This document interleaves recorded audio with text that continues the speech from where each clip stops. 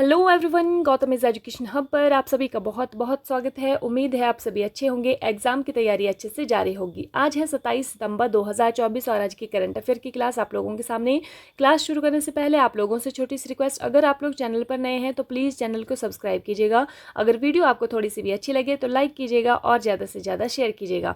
आप लोग मुझे टेलीग्राम पर फॉलो कर सकते हैं, वहाँ पर आप लोगों को इस वीडियो का जो PDF है वो मिलने वाला है डेली का, और यही नाम है टेलीग्राम ग्रुप का, गौतम इज एजुकेशन हब। तो आप लोग इसको सर्च करके भी फॉलो कर सकते हैं। ठीक है, आइए चलते हैं पहले क्वेश्चन की तरफ।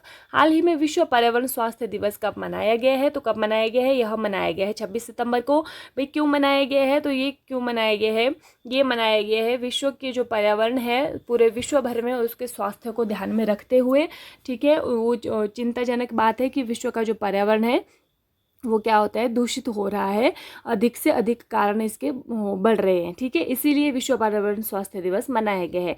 अगर हम बात करें विश्व पर्यावरण दिवस की तो वो कब मनाया जाता है वो तो आप सभी को पता ही होगा, यह 5 जून को मनाया जाता है। ठीक है, नेक्स्ट हमारे पास आता है हाल ही में कौन अगले वायुसेना उप प्रमुख नियुक्त हुए हैं? तो कौन हुए हैं जी? ये हुए हैं SP धारकर। क्या नाम है इनका?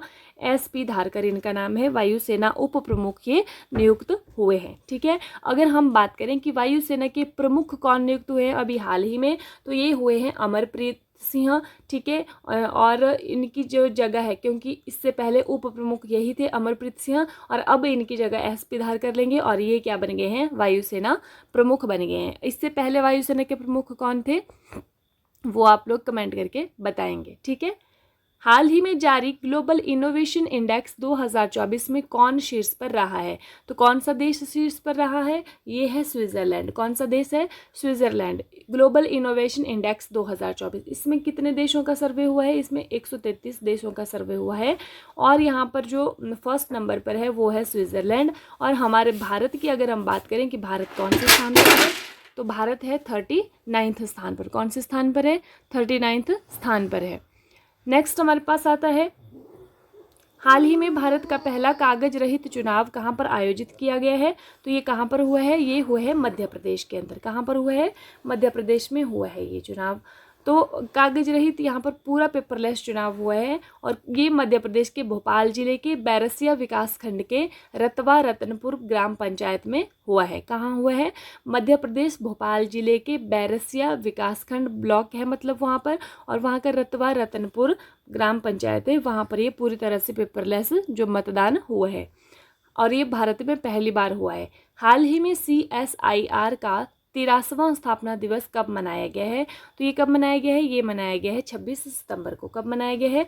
26 सितंबर को मनाया गया है। ठीक है, तो CSIR की फुल फॉर्म क्या है? Council of scientific and industrial research. इसका हेडक्वार्टर कहाँ पर है? इसका हेडक्वार्टर दिल्ली में है, और इसके जो हेड होते हैं वो कौन होते हैं? प्रधानमंत्री होते हैं।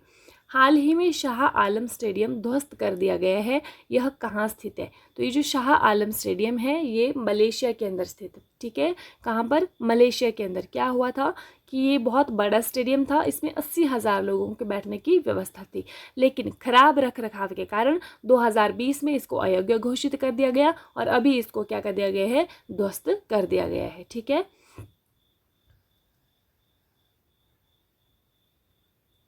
यहाँ पर ध्वस्त होगा। ठीक है, नेक्स्ट है हाल ही में जस्टिस सुरेश कुमार कैत किस राज्य के हाई कोर्ट के चीफ जस्टिस बने हैं? तो ये जस्टिस जो है सुरेश कुमार कैत कहाँ के? मध्य प्रदेश राज्य के हाई कोर्ट के चीफ जस्टिस बने हैं। हाल ही में किस केंद्रीय मंत्री ने वेब पोर्टल परिधि 24x25 और AI टैक्सोनॉमी E-बुक का शुभारंभ किया है? तो किसने किया है? ये किया है गिरिराज सिंह जी ने। ठीक है, ये जो केंद्रीय मंत्री गिरिराज सिंह हैं ये वस्त्र मंत्रालय इनके पास है। ठीक है, कपड़ा मंत्रालय इनके पास है, गिरिराज सिंह जी के पास। तो इसी से रिलेटेड है ये, फैशन से रिलेटेड, कपड़े से रिलेटेड। ठीक है, तो इसी में जो है वो वेब पोर्टल पर भाग लिया है, बहुत सारे जो कपड़ा उद्योग वाले होते हैं, ठीक है, उन्होंने भी यहाँ पर भाग लिया है। ठीक है, तो किसने शुभारंभ किसने किया है? ये किया है गिरिराज सिंह ने किया है। हाल ही में ICC life time achievement award 2023 से किसे सम्मानित किया गया है? तो ये किसको सम्मानित किया गया है? ये किया गया है दीपक C मेहता को। ठीक है, कौन सा अवार्ड है? ICC life time achievement award 2023।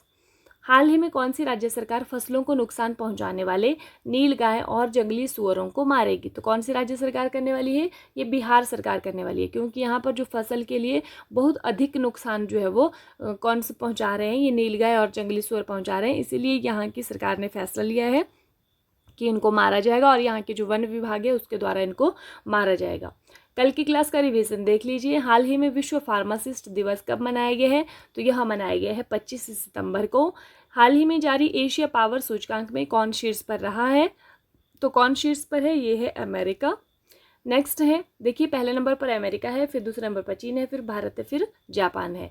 हाल ही में किसे 2024 के एकलव्य पुरस्कार के लिए चुना गया है? तो किसको चुना गया है? ये चुना गया है प्रत्याशा रे को। हाल ही में चर्चा में रहे भविष्य के लिए समझौता का संबंध किससे है? तो ये यूएनओ से, यूनाइटेड नेशन ऑर्गेनाइजेशन से। हाल ही में भारत के पूर्वोत्तर में किस राज्य ने उग्रवाद मुक्त होने की घोषणा की है? तो किसने की है? ये की है मणिपुर ने। हाल ही में भारतीय सेना ने ऊंचाई वाले क्षेत्रों के लिए हिम ड्रोन एथॉन 2 का परीक्षण कहाँ पर किया है? तो यह कहाँ पर किया है? यह किया है लद्दाख के अंदर। ठीक है। हाल ही में किसने 41वें भारतीय तटरक्षक कमांडरों के सम्मेलन का उद्घाटन किया है? तो किसने किया है? ये राजनाथ सिंह, जो कि रक्षा मंत्रालय के मंत्री हैं। हाल ही में चर्चा में रहा संत तुकाराम महाराज अंतर्राष्ट्रीय हवाई अड्डा कहाँ पर स्थित है? तो ये पुणे का जो हवाई अड्डा है उसका नाम बदल के संत तुकाराम महाराज अंतर्राष्ट्रीय हवाई अड्डा रख दिया गया है। ठीक है।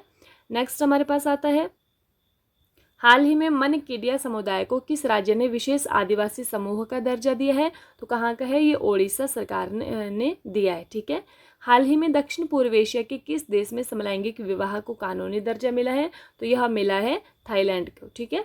अगस्त मंथ का रिवीजन देख लीजिए।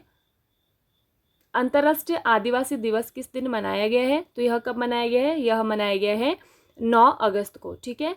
अगस्त 2024 में भारत ने किस देश के साथ सीमा शुल्क सहयोग व्यवस्था पर हस्ताक्षर किए हैं? तो कहाँ पर किए हैं? ये किए हैं न्यूजीलैंड के साथ।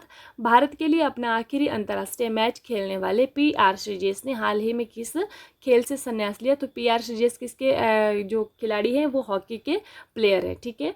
चौथी कावा महिला वॉलीबॉल नेशंस लीग की मेजबानी किस देश ने की है? तो ये की है नेपाल ने।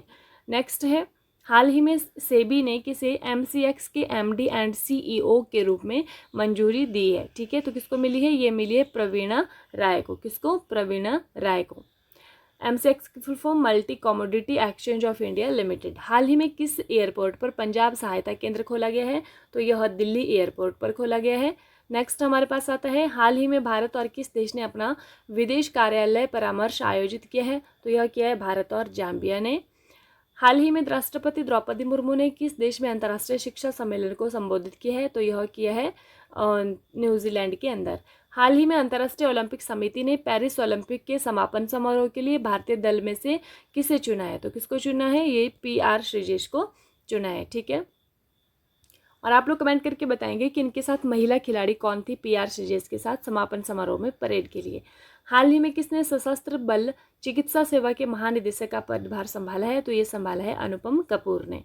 इसी के साथ जो आज की क्लास है वो समाप्त होती है। क्लास देखने के लिए आप लोगों का बहुत बहुत धन्यवाद। अंत तक जुड़े रहने के लिए धन्यवाद और thank you and have a nice day. खुश रहिए, अपना ख्याल रखिए और अपनी तैयारी को डे बाय डे मजबूत रखिए।